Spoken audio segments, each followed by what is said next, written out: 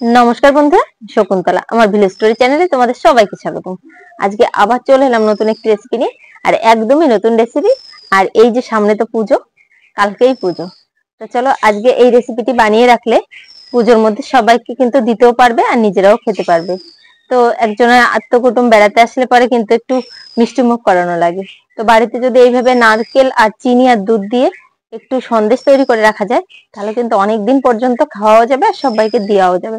তো চলো কি করে বানাই সেটাই তোমাদের সঙ্গে শেয়ার করি। এখানে আমি 3টে নারকেল নিয়ে নিয়েছি। 3টে নারকেলের জন্য 2 কিলো দুধ আর 1 কিলো চিনি দিয়ে নিয়েছি। তো নারকেলগুলো আগে কুন্নি দিয়ে কোড়াবো।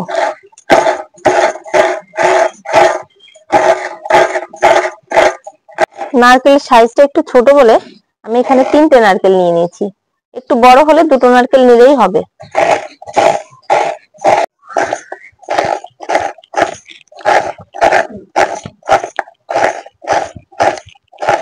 সমস্ত নারকেলগুলো আমি দেখো কুড়ে নিয়েছি। এবারে চলো উনুনের কাছে চলে যাই। এখানে দেখো 2 কিলো দুধ নিয়েছি। দুধটাকে ছেঁকে কড়াইয়ে দিয়ে দেব। আর কড়াইটা একটু বড়ই নিতে হবে, কেননা উঠলে পড়ে যেতে পারে অনেক সময়। আর দুধের মধ্যে কিন্তু একটুও জল দেবো না, জল ছাড়াই কিন্তু সন্দেশটা তৈরি করব। তো চলো উনুনটা আগে জ্বালিয়ে দিই। দুধের মধ্যে নারকেলটা দিয়ে দেবো, একসঙ্গে জাল হতে থাক, তাহলে নারকেলটা বেশ সুন্দর নরম হয়ে যাবে। চিনিটা দিয়ে দেব। নারকেল, চিনি, দুধ একসঙ্গে জাল দিতে হবে। অনেকক্ষণ জাল দিতে হবে, যতক্ষণ না কমবে ততক্ষণ জ্বালিয়েই যাব, সন্দেশের শেপে আসা পর্যন্ত। অনেকটাই দেখো ঘন করে নিয়েছি, কিন্তু আরো ঘন করতে হবে, এখনো কিন্তু সন্দেশের শেপে আসেনি।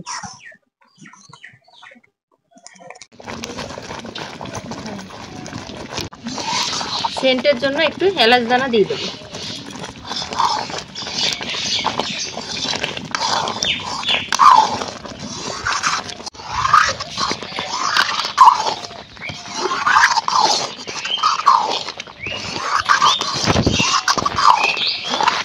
একটু নামিয়ে কাঠি দিয়ে একটু ঘুরতে হবে, বীজটা ফেলবো।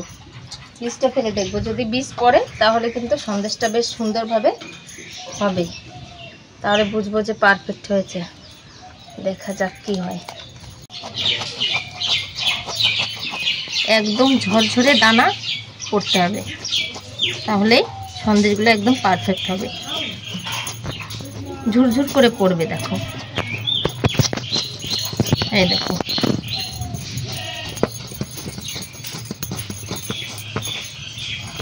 এইরকম শক্ত হতে হবে।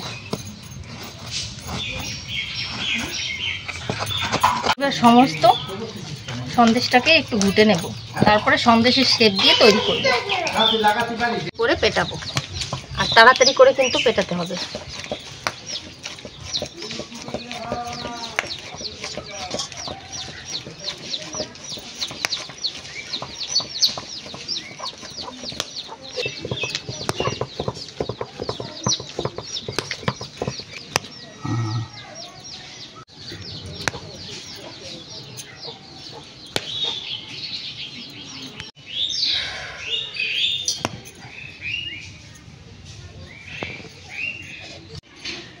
সবগুলো তৈরি করে নেওয়া হয়ে গেছে, দেখো আর কি সুন্দর লাগছে দেখতে।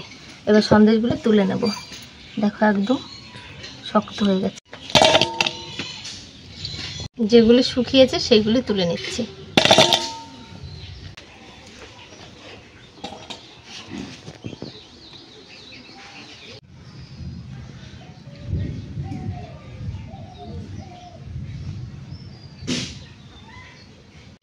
দেখো সন্দেশগুলো কি সুন্দর হয়েছে, একটা ভেঙে দেখাই।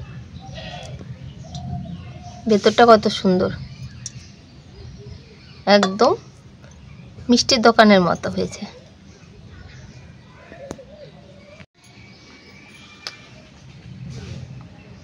দারুণ টেস্ট।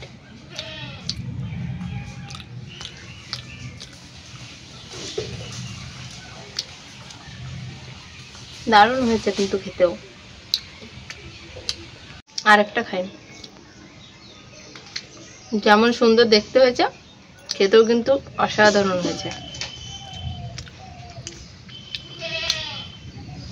তো অবশ্যই বন্ধুরা বাড়িতে একবার ট্রাই করো, আশা করছি খুবই সুন্দর হবে। আর এই পুজোতে তো বিশেষ করে অবশ্যই বাড়িতে একবার বানিয়ে খেও।